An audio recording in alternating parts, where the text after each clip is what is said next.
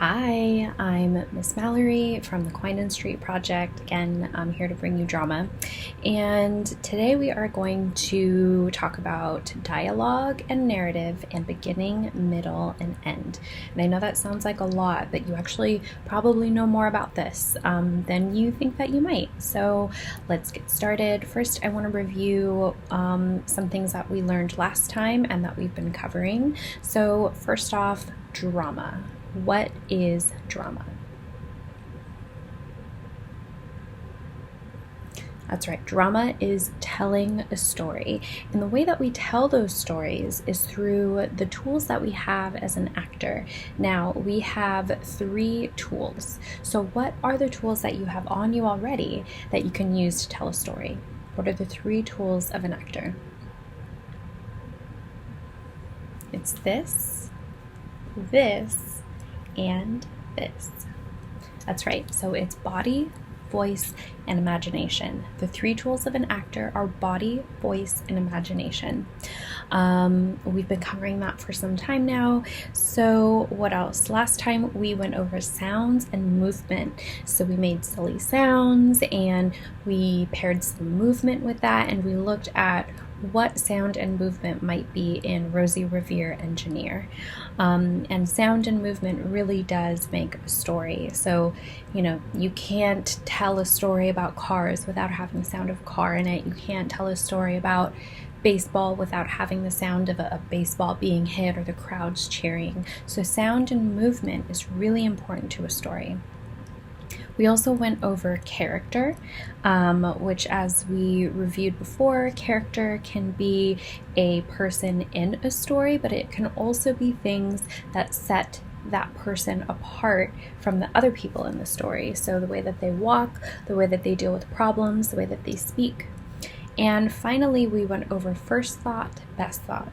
So basically, the first thought that comes into your head, especially when you are doing very creative things, is usually the best thought that you can have. Something that's based off of having no fear and just thinking off of the top of your head and using what you know. So first thought, best thought.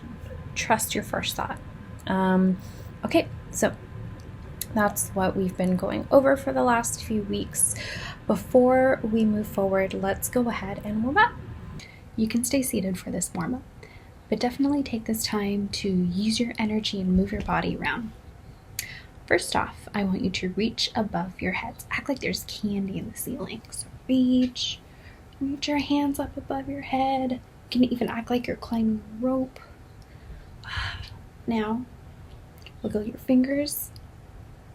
Drop your fingers, drop your wrists, drop your elbows, and then drop your shoulders.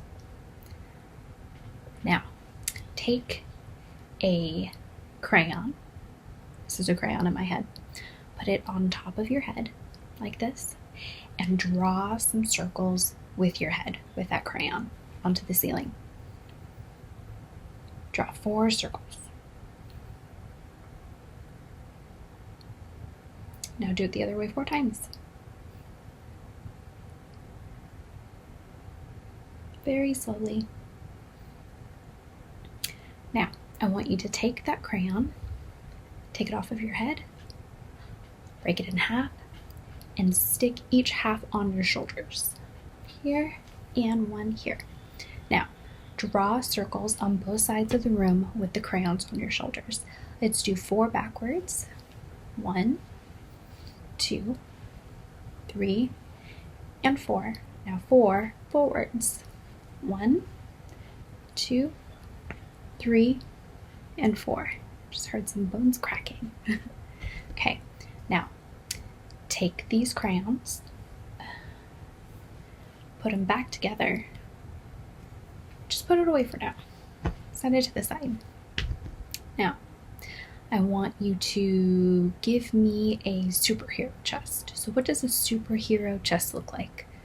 For me, a superhero chest is nice and big and proud and powerful. So let's do superhero chest.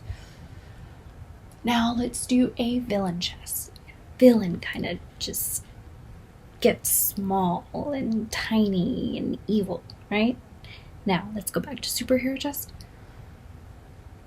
Big and proud and out. And then villain chest. And small. Shrink. Now, superhero chest again. Now, villain chest. Superhero chest. Now, villain chest. Oh, okay. Good job. Now, I want you to create a ball of energy in between your hands like this. So clap your hands, use your hands. Now clap them together and create a warm ball of energy until it becomes nice and warm. Okay, now wake up your body with this ball of energy. Start off with your head, back of your head, your face,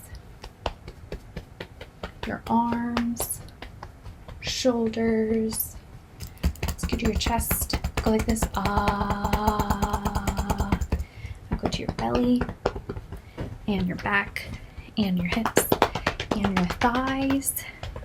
Now your legs and your calves, even to your feet.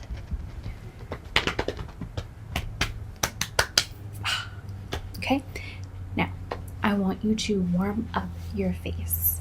So make your face nice and big like this. Eyes big, mouth big.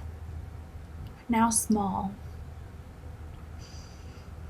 Big. Now small.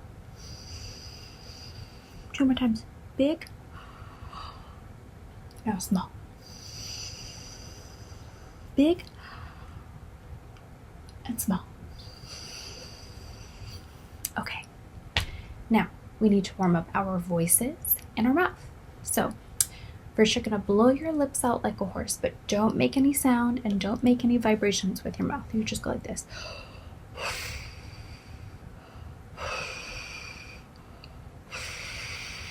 Now you can play with sound and vibrating your lips. Play with some sound.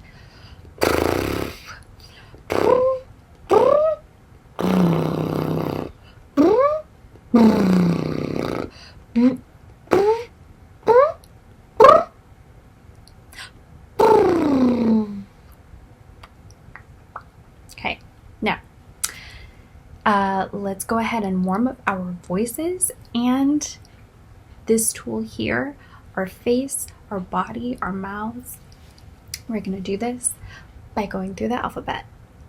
So with every letter that you say, don't just say A. I want you to use your entire face to do the alphabet. So if I say A, it's A. So make sure to use your cheeks and your lips and your nose and your eyes to do the alphabet. We're going to start at the beginning. Ready? A, B, C, D, E, F, G, H, I, J, K, L, M, N, O, P, Q, R, S, T, U, V, W, X, Y, and Z. So hopefully your cheeks are all warmed up and loosened now. Now, let's get into some tongue twisters. I have a couple for you.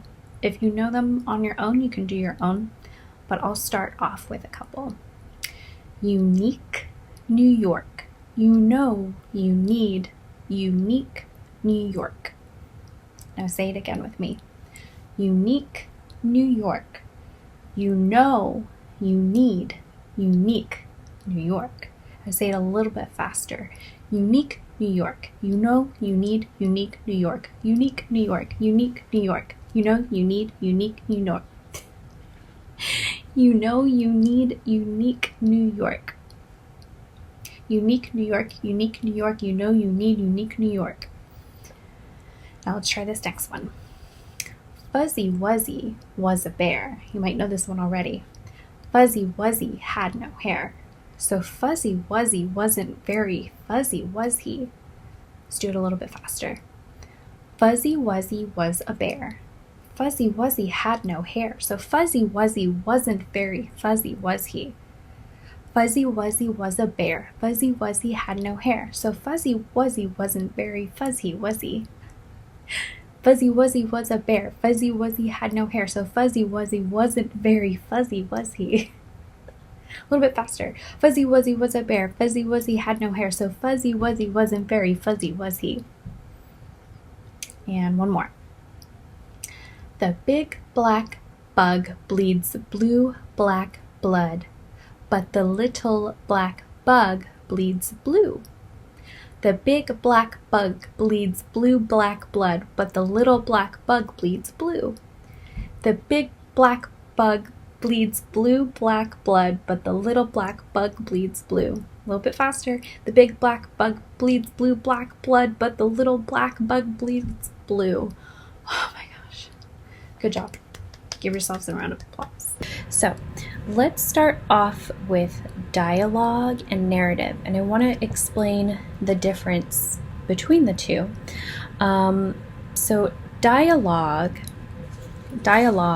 is a conversation between two or more people. So again, dialogue is a conversation between two or more people. We see it often in everything. You probably had a dialogue with your parents this morning or with your siblings. You see it in TV, you see it in plays and movies, and it's when people are talking with each other. So again, it's with two or more people. Now, a narrative is it's when someone is telling the story of what's happening. So again, narrative is when someone is telling the story of what's happening. At the beginning of movies or stories, when you hear once upon a time, there was a princess and she lived in a castle. That is the narrative. It's someone telling the story. So with that, I would like to introduce something called scrambled eggs. And usually we would be doing this in class, and I would have three of you and your classmates get up on stage and read the scene out loud. But I'm going to go ahead and put the dialogue. I'm going to put the dialogue of scrambled eggs up on the screen here, and then I will demonstrate to you how that would work.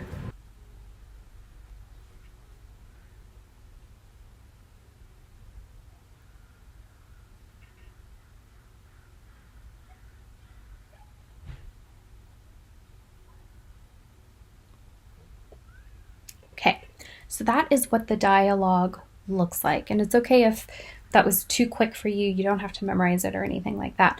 But if you would like to participate and you would like to practice this with your family or whoever you live with, please feel free to do that. It's a lot of fun, actually, and it's one of the things that students usually love to do the most. They request to do this all the time. So this is called scrambled eggs, and I will go ahead and act out these different parts as three different people to show you what it's about. So this is what I will look like as neighbor one. This is what I'll look like as neighbor two. And this is what I will look like as doctor. Sound good? Okay. Action. Would you like some eggs? Yes, please.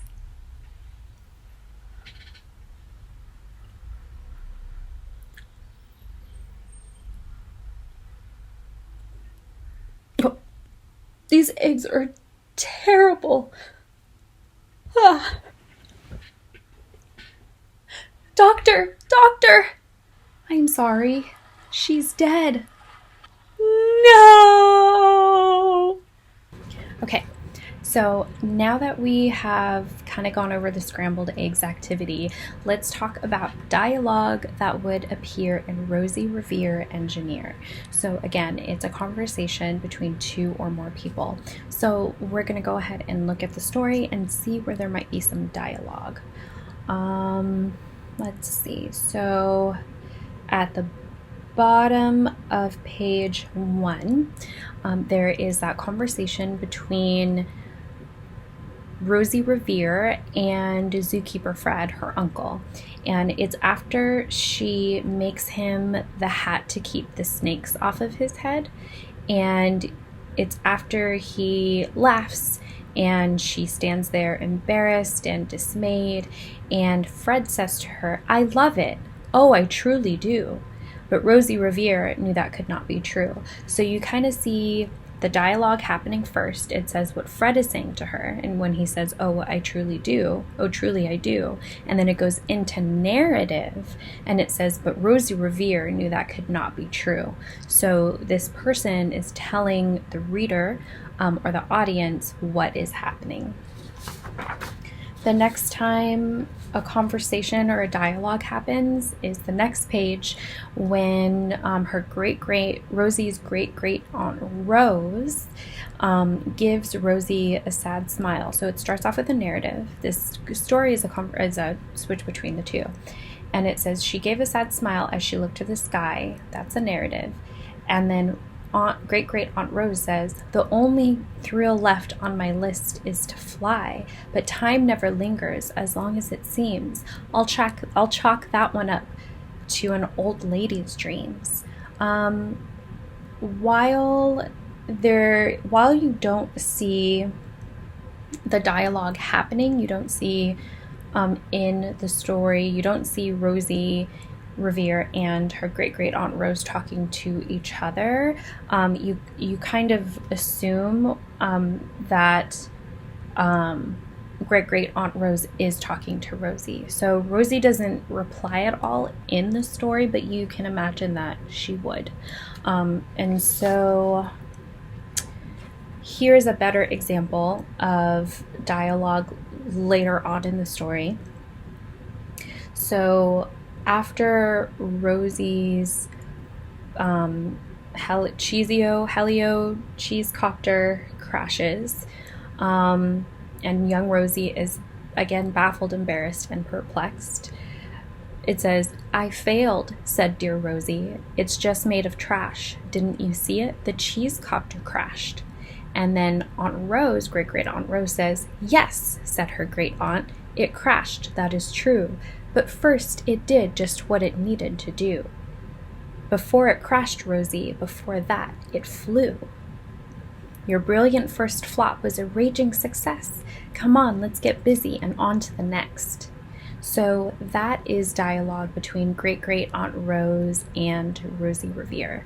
The rest of the story is narrated. It's a narration. It's a narrative, which means that someone is telling the story of what is happening. So that's the difference between dialogue and narrative. Okay, now let's talk about beginning, middle, and end. So pretty much every story has a beginning, a middle, and end. There's 3 parts to a story. So sometimes in the beginning you'll hear once upon a time. In the middle of the story you might hear until one day, when things kind of shift and a problem is introduced. And then in the end you'll hear in the end or finally, and that signals the end of a story. So in the beginning we get introduced to a lot of different things that you might want to know about the story, right? So you know who it's about. So it's 5 W's: who, what, when, where, and why. So we figure out where it's set, maybe what time it's set, whether it's during the day, evening, what year, what month out of the year, what season it's set in. It's all really important to know when and where. For example, a story about a young girl growing up in New York is going to be pretty different from a story of a girl who grows up in San Pablo. So in New York, the streets are busier. You're going to hear more cars honking. You'll see more of the season, so you'll see snow on the ground and more leaves, fallen leaves on the floor. The summer, it's like really muggy and hot. Maybe the girl, she takes the subway to school. But here, say in San Pablo or in Berkeley, it's more likely that the weather's pretty much going to be the same all year round, around 50 to 60 degrees, pretty much all the time, except for right now during the heat wave. It's not really muggy. Muggy meaning that it's very humid in the air. It's very moist, and usually when you sweat, you're glistening. So it's very different to tell a story from East Coast, West Coast. Maybe it's in a different part of the world. Maybe it's in a different country. So knowing when and where the story is really important. It can change it. It changes the characters. It changes the sounds, the setting, everything. So who, what, when, where, and why. So we figure out, what the story is about. Now, sometimes we don't figure out why the story is told maybe until later on. Maybe it comes in the middle. So in the middle, we're usually introduced to a problem or a conflict. And that is what makes the story interesting, right? So the conflict in Rosie Revere is that she's kind of down on her luck and she doesn't feel good about inventing things. That introduces a problem. So we need to solve that problem, which usually comes at the end of the story. So at the end, we usually have, you're supposed to typically feel really good at the end of a story, right? It usually solves the problem that we see in the middle of the story. And we'll go over more about what's in Rosie Revere, but just to explain a activity that we would be doing in class to demonstrate beginning, middle, and end is that three of you, so, three students would be up on the stage, where you perform and where you act out, and then everyone else would be in the audience watching. So three of you and your classmates would be up on the stage, and each of you would represent beginning, middle, and end. And one person, the person who's the beginning, would introduce all of those things that I just talked about, right? They would make up what the story's about, who, what, where, and when. And then the person in the middle, so the person in the beginning would say, once upon a time, there was blah, blah, blah, a boy who lived in space on the planet Jupiter in the year 5071.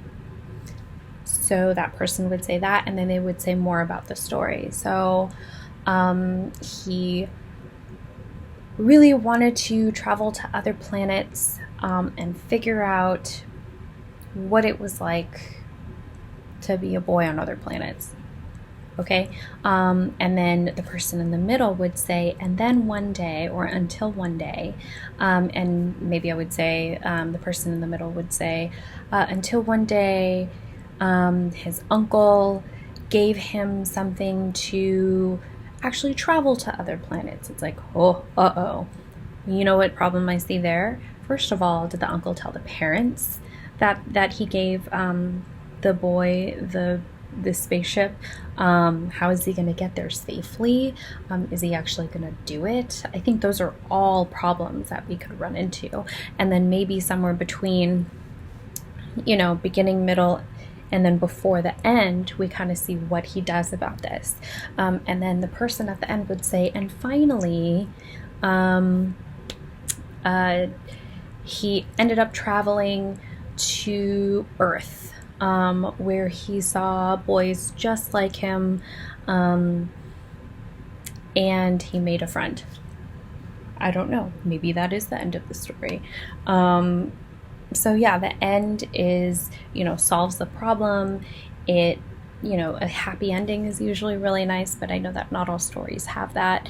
So let's go ahead and talk about the beginning, middle, and end in Rosie Revere Engineer, since we're talking about stories now. So in the beginning of Rosie Revere Engineer, it says it in the very first paragraph. It says, "This is the story of Rosie Revere, who dreamed of becoming a great engineer. In Lilager's classroom at Blue River Creek, young Rosie sat shyly, not daring to speak. When no one saw her, she peeked in the trash for treasures to add to her engineer stash. And late at night, Rosie rolled up her sleeves and built in her hideaway under the eaves." So we are introduced to who the story is about. So we know it's about Rosie Revere.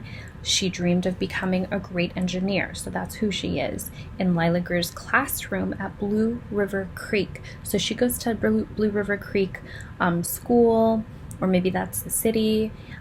It starts off in a classroom, so we know where it's set. We don't quite know when, right? But I think you can kind of make that up on your own.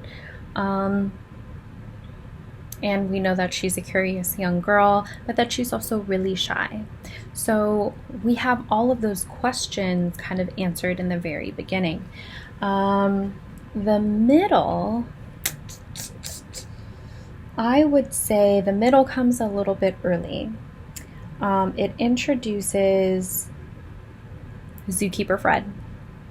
And the problem that she ends up having is that she's shy because she invented this hat, she invented this cheesecopter, and they didn't work, and she was feeling really down about it. So that's a problem, right? So the middle kind of, I think, begins when it says, "The uncle she loved most was Zookeeper Fred. She made him a hat to keep snakes off his head, from parts of a fan and some cheddar cheese spray, which everyone knows keeps the pythons away."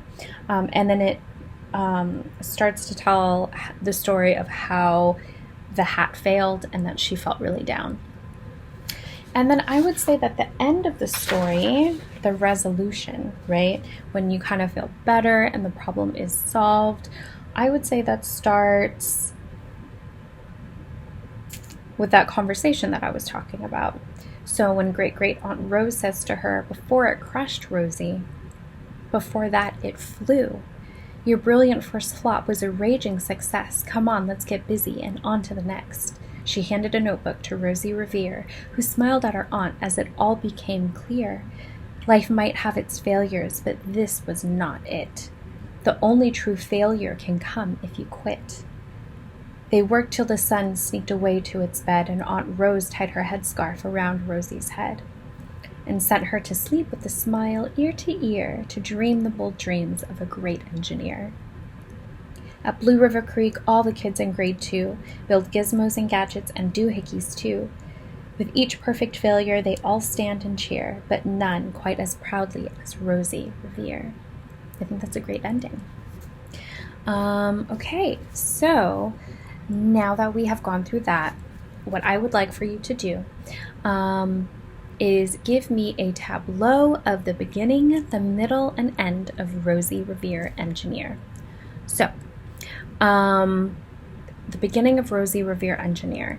So we get introduced to her, we know that she's in class, we know that she's an engineer. So how would you give me a tableau or a frozen picture of Rosie Revere in the very beginning?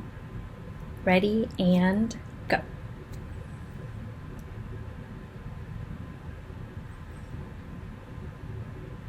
Okay. Good job. If I were to give you a tableau of the beginning of Rosie Revere Engineer, I would say it might look like this. So I would say young Rosie sat shyly, not daring to speak. So I would probably do this.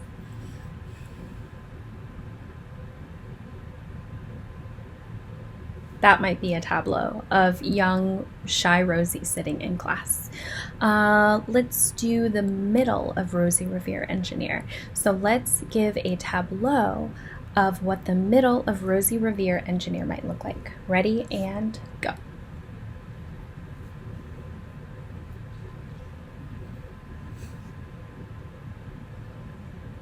Good job. So if I were to give a tableau of the middle of Rosie Revere Engineer, I might say it is when she makes a hat for Zookeeper Fred. So a tableau of that might look like this. So she's making it out of fan parts and cheddar cheese spray, right? So maybe the tableau might look like this.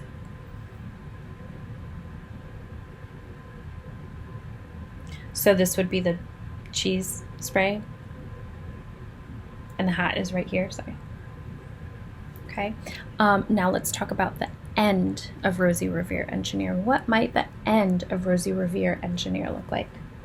We just talked about the end, and I like this. Well, first, why don't you give me a tableau of the end of Rosie Revere Engineer?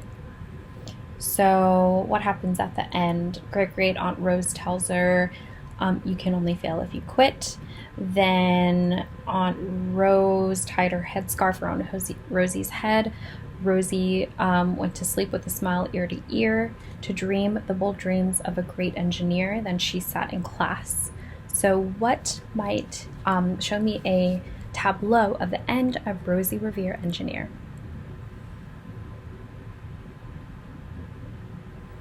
All right, good job. So I think that if I were to do that, it might look like this.